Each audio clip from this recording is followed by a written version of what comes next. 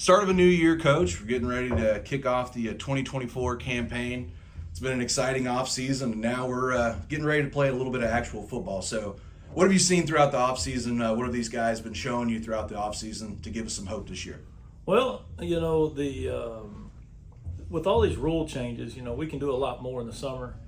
And so, when you concentrate some stuff in the spring, and we installed a new offense and got a lot of it installed in the spring, or at least the basic, part of it, and then roll into the summer, and we had a really good amount of kids showing up in the summer. So good thing is you start two-a-days and you're like, we got to work on this and work on this, and I already knew what they were doing. And so that made everything go a lot smoother. We were able to install a lot of the offense we wanted by week one. We really kind of held them back just to be real crisp and everything, but we probably could have gone a little faster. But I think, the kids have done a good job of catching on and getting excited, and it adds some wrinkles and things like that. So, I look forward to seeing how they take a new offense. And, defensively, we got a new defense coordinator, and, you'll see kind of the same thing a little bit. It's got some little wrinkles that are a change for the kids and for us, but hopefully that'll help us out along the way, and the kids have bought into that also. So it's been fun. They've been a really good set of kids that get after it every day at practice, good attitudes, and so I couldn't ask for much more. So mention a little bit. We got some new wrinkles on offense. Got a little bit of new defense. So let's just talk, I guess, a little bit on philosophy. So this year, again, as you're talking about, having to really install a new offense in a really short period of time. So is this something we're going to see continue to grow throughout the year, or you think this is kind of where it's going to be for the year? Or how do you see the evolution throughout the year? Well, I think every team's evolution. I mean, you look at every team from Quinlan to Caddo that we've scrimmaged this year. They're different every year. I think everybody's different. Slot T does limit you a little bit. Some of the guys that run it, do some other wrinkles and things of that nature. Some guys kind of change the offense to where they can add a lot more, horizontal threats and stuff like that. So when you get down to it, you got to do what fits your kids the best. And for so many years here, we had some motor grader type linemen, and we had three of them. They could put their hand in the ground and clear a path. And the good thing about Slot T is, and why a lot of small schools use it, is you only need really three, and the rest can be fullbacks. So each school evolves, and I think we will add stuff, and we'll probably take away some stuff we installed by just how our kids are reacting to it. But it's funny. As many people think that kids want to throw the ball and want to do this, they want to get in the shotgun because it's cool. The other day we were messing around and we got the quarterback under center, and everybody started hooping and hollering and thought it was the greatest thing since sliced bread. So it is funny how everybody wants something different all the time. It doesn't matter what you're doing, they want something different. But I think the Slot T has a lot of merit, especially with kids that we play with.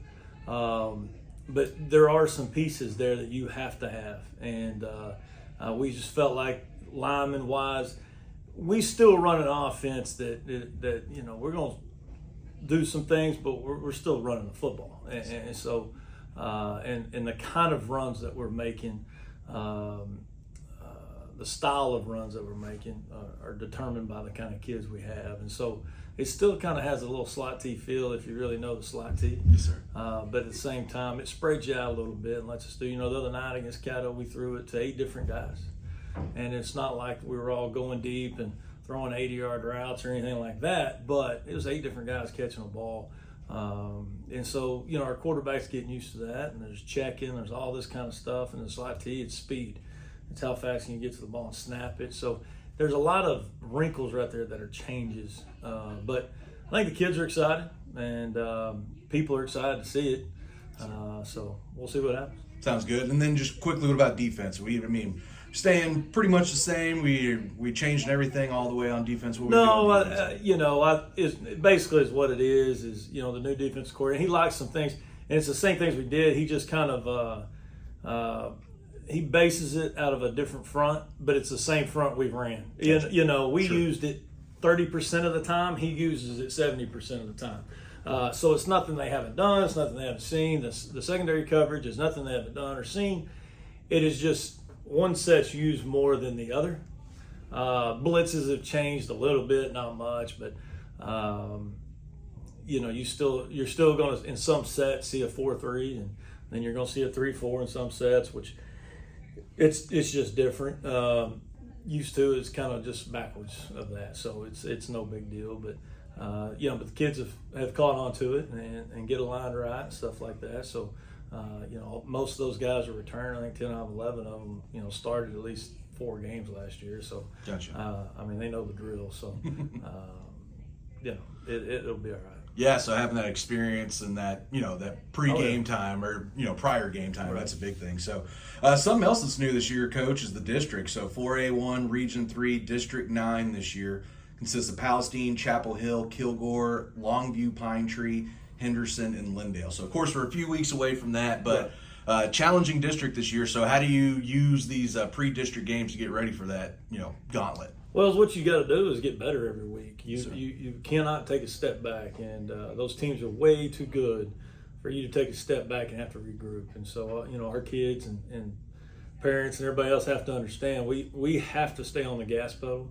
and it doesn't matter who we're playing and where we're playing. And we have to continue to get better every single day.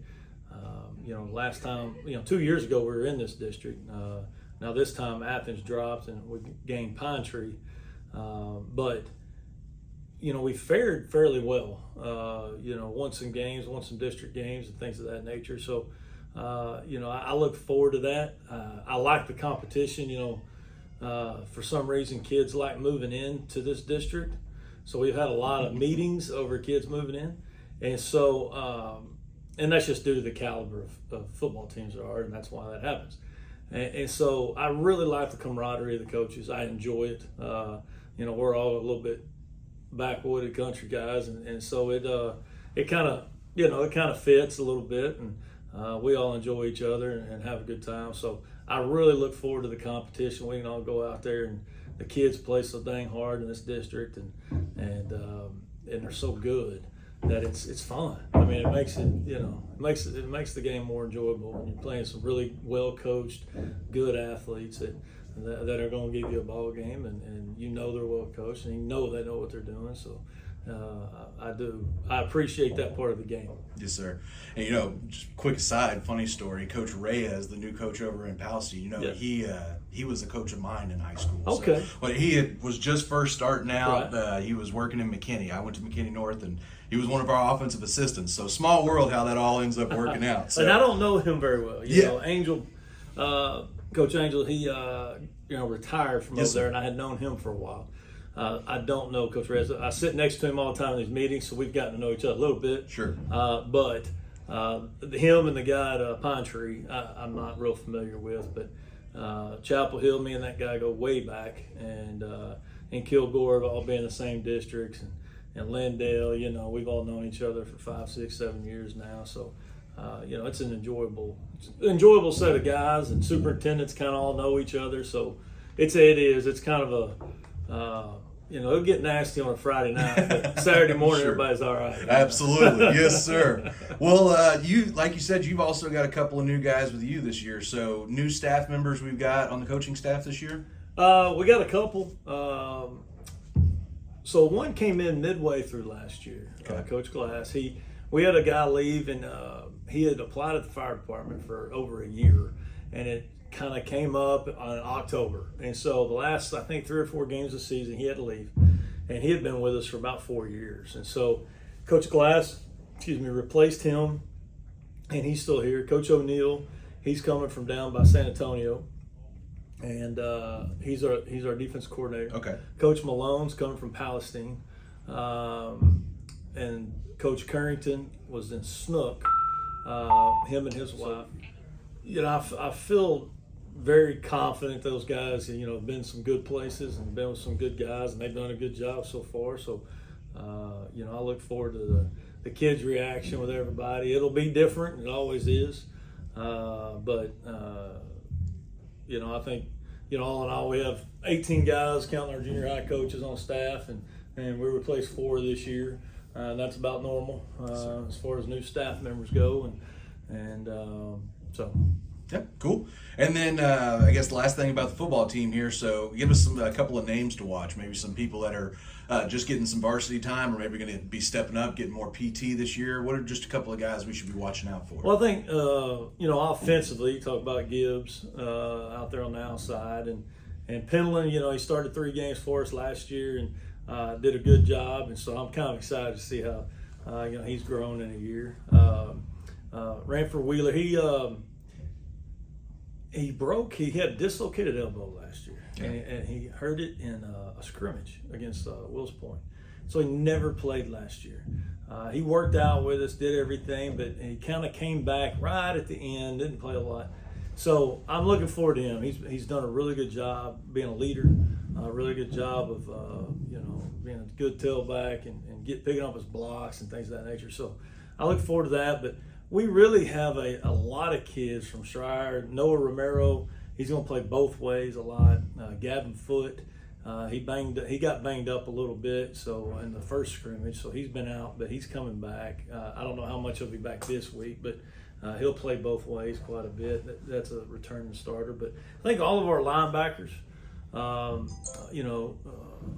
Case Holt over at corner, he's been a 3-year starter, so the guys up front have all started for at least 2 years.